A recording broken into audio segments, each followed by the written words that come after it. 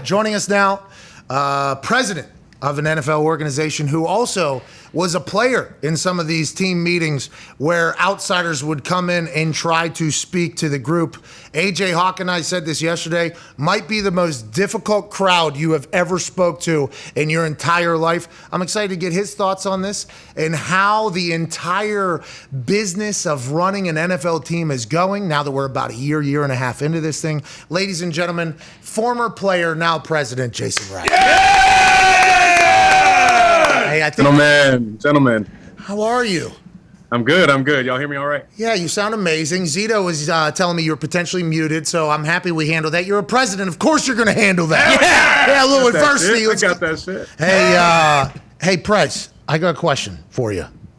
When are you naming a new team name, dude? When are we doing it? You want to do it now? You said when or what or when? Whom or what? Do you want to do it now?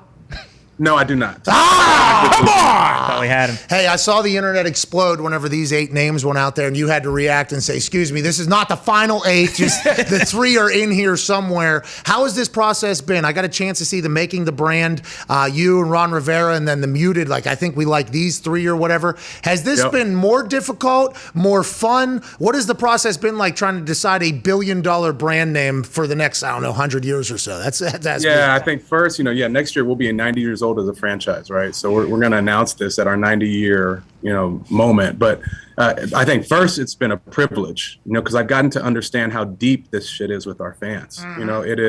It's their memories of watching in the basement with grandma. And like, that's what shifted when the name shifted. And so it's a privilege to really steward all of that deep goodness and history going forward. It's also been really fun. Because people are animated about this. You have people who are creative and creating content. You have shows like you all talking about this and taking both insightful and funny ass takes. Yes, thank you. It's been really good. It's been really, really good for us to get to know our fans because we need to do that anyway.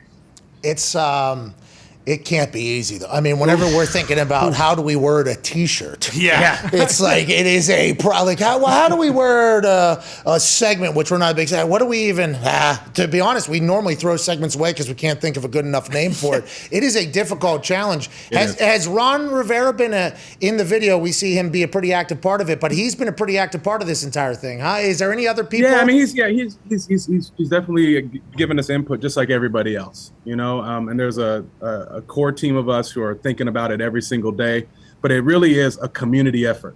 It's Ron and the coaching staff, it's the players, it's the fans, it's the alumni, it's community leaders, it's people that we want to be fans because we want this brand to help expand the fan base. It's sponsors and partners. We want to help it expand the business. So we're talking to business leaders.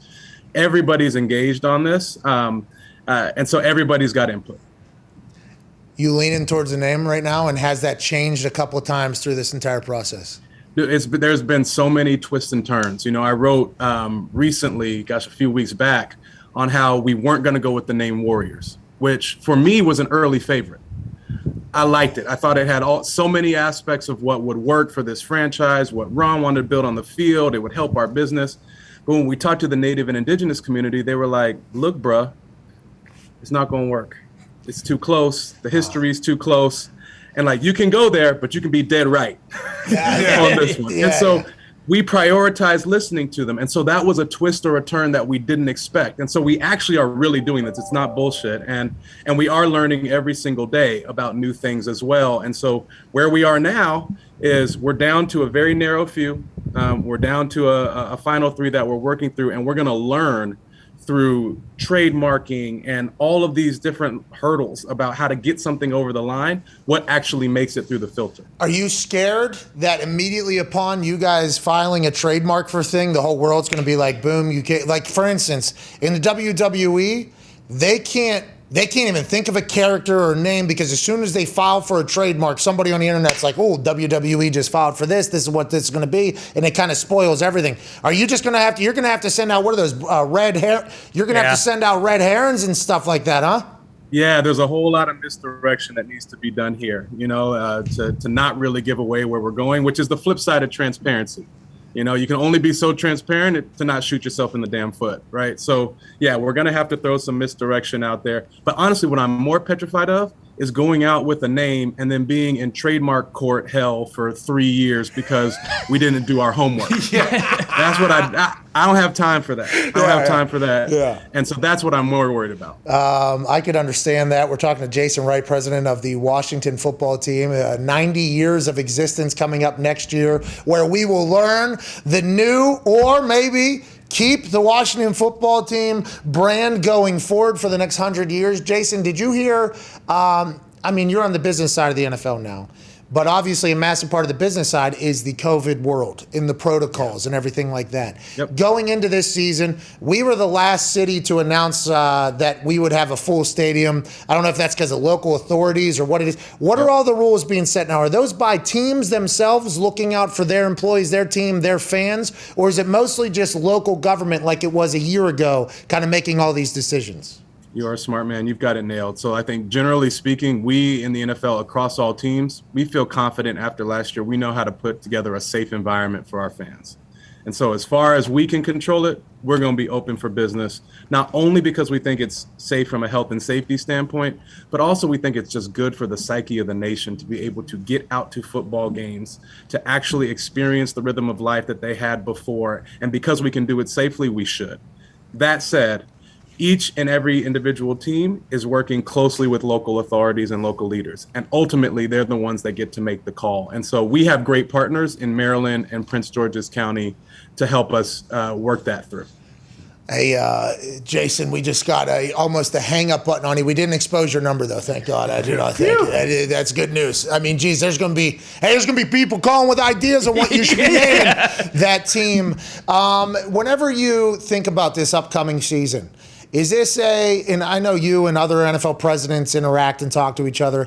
And I enjoyed you saying, like, hey, it's good for the psyche of it is, man. Like, how much is that really being talked about around the NFL? Like, hey, we have, not only is obviously this a business and, that whole thing, and we have a game and everything, but also the NFL for a long time has been like the entertainment for a lot of America. And I think getting a chance to get everybody back into stadiums is huge just from a mental standpoint on beating, hopefully, on the other side of that. How much is that talked about amongst all the teams? Is that kind of like hey, we owe our communities this type of stuff, so let's not get it wrong? Is that a real feeling around the NFL? Yeah. I mean, I talk about it a little bit with some of my closest peers that I talk to in the league. But definitely in Washington, we talk about that all the time as a leadership team. Me, Dan, Tanya, and the rest of our leadership team, that's on our minds all the time. I think we definitely play a bigger societal role than I realized coming into this. As a player, I was like, yeah, I know this is important, but I'm gonna collect my check and stay on the roster, right? Like I didn't realize the importance that this really played in our broader culture. And so, that's why even the little things we're doing of, the proper mask policies and making parking better and having better local food vendors and authentic and local entertainment, like even just little innovations like that in the stadium make a difference for folks. So not only can they get out and do these things that make them feel normal, connected to something bigger than themselves, but also see themselves represented in it. I'm so happy it seems like there's a new generation going in there. You know what I mean? Like, I never understood why there wasn't, like, hey, how come we don't have, like, I should experience the city that I'm going to, I think, whenever I go to a game. Like, hey, it's a celebration of your city, basically. And football is very much hey, our city's going to battle your city, basically. And that is really... Exactly, that's it. Excuse me. So sorry to interrupt. Hey! Did you know at the age of 30, your testosterone levels start dropping 1% per year? Wow! That means you're gonna get fatter, more tired, and lose the strength that you once had. But no worries, our friends at Roman have the perfect product for you, so you can get back to banging weights, banging humans, and living your best life. $15 off right now. Get Roman.com/USA. Back to the action. Hey! That's real. That is very real. And the experience should represent that. Like, I think, we got a ways to go here, but we're also thinking about our new venue and how we bring that in. But like, when you come to the venue, you shouldn't be able to feel like you were in any other city. It should feel like DC, Maryland, Virginia. The food should be DC, Maryland, Virginia. The music should be DC, Maryland, Virginia.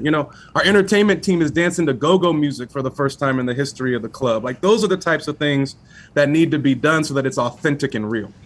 Hey, Walle's ready for you whenever. Oh, yeah. That's my guy. That's my guy. Hey, us too. Yeah. We talked to him. He knows the game, but I didn't know he played football at Robert Morris. He was a football. I didn't know that. He played football. He's a brilliant creative mind. He's one of our creative partners.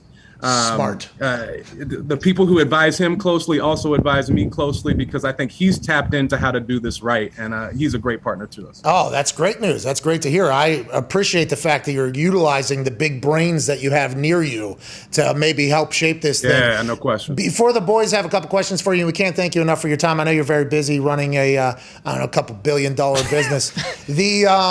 Did you hear about what was his name? Michael Osterhaus? Dr. Michael Osterhaus, as a former player, okay? Dr. Michael Osterhaus. Osterholm. Dr. Mike.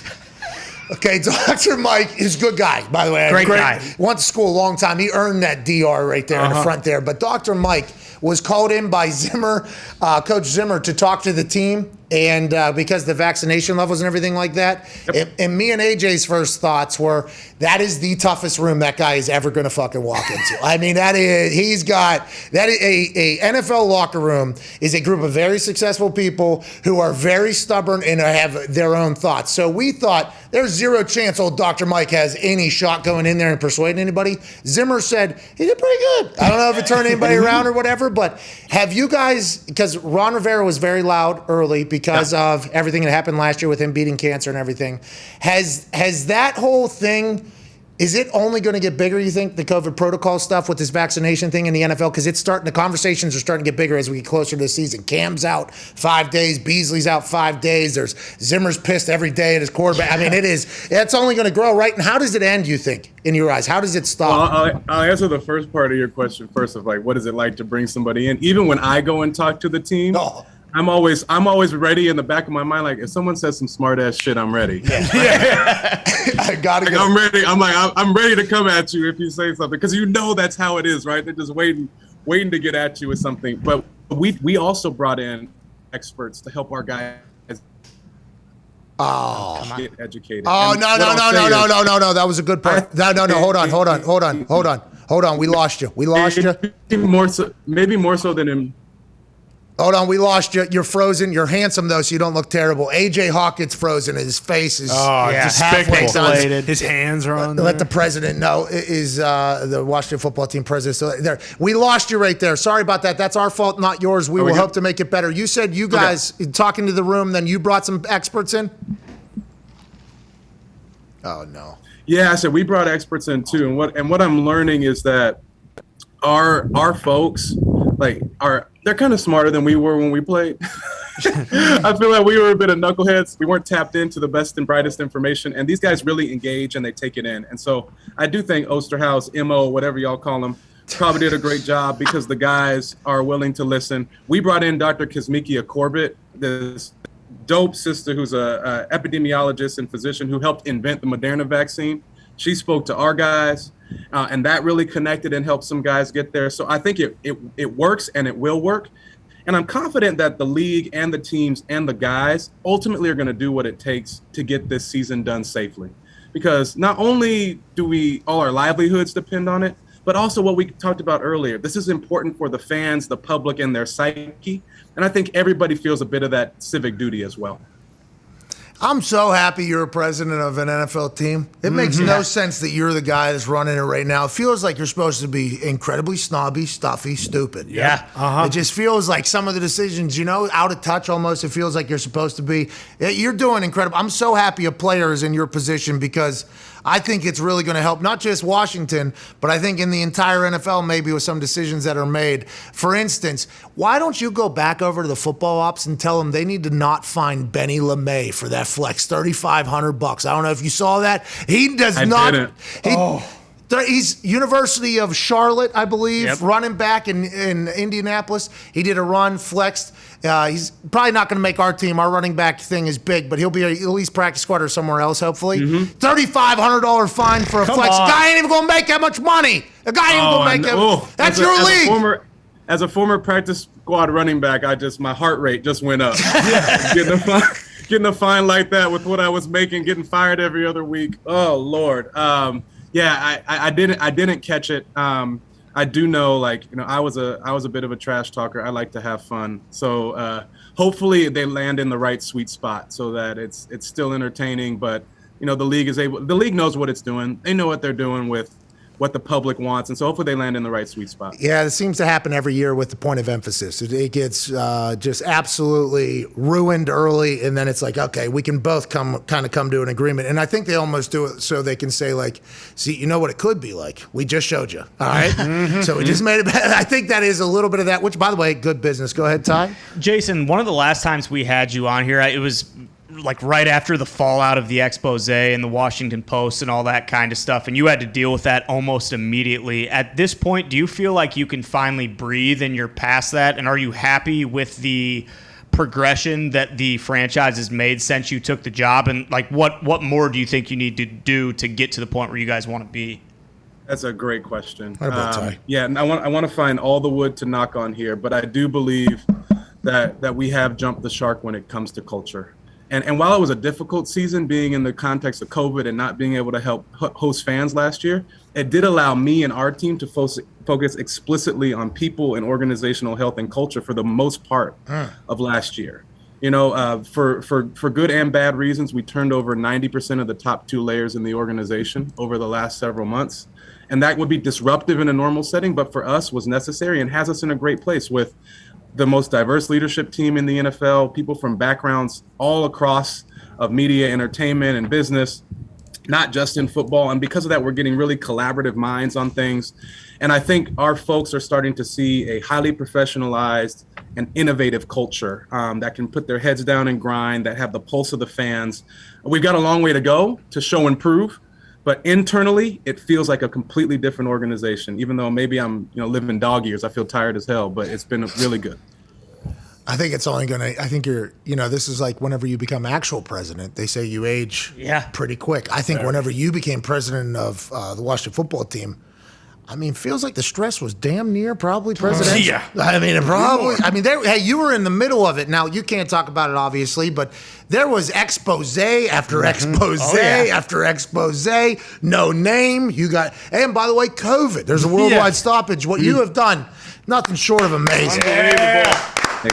Appreciate you, man. Good luck this season. We can't thank you enough for joining us. I hope when you decide to pick a name or the group decides to pick a name, I hope it's the right one, man.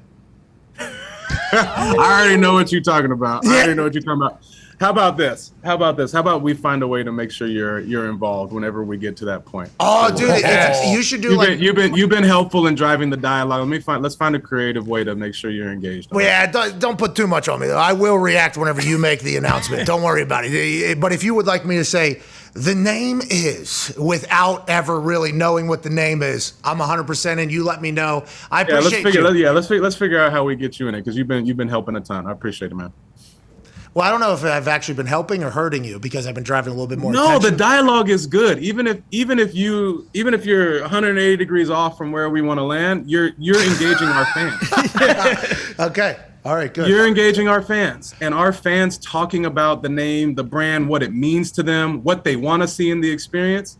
That's what I need. That's the kind of dialogue I need, and you're helping me do that, so I appreciate it. Man, that's awesome. I'm so thankful to be talking about a player in a presidential role for a team about to make a decision that is going to affect the next 100 years of the entire NFL. Incredibly proud and impressed by you, sir. Ladies and gentlemen, president of the Washington football team, Jason Wright. Thank you, sir.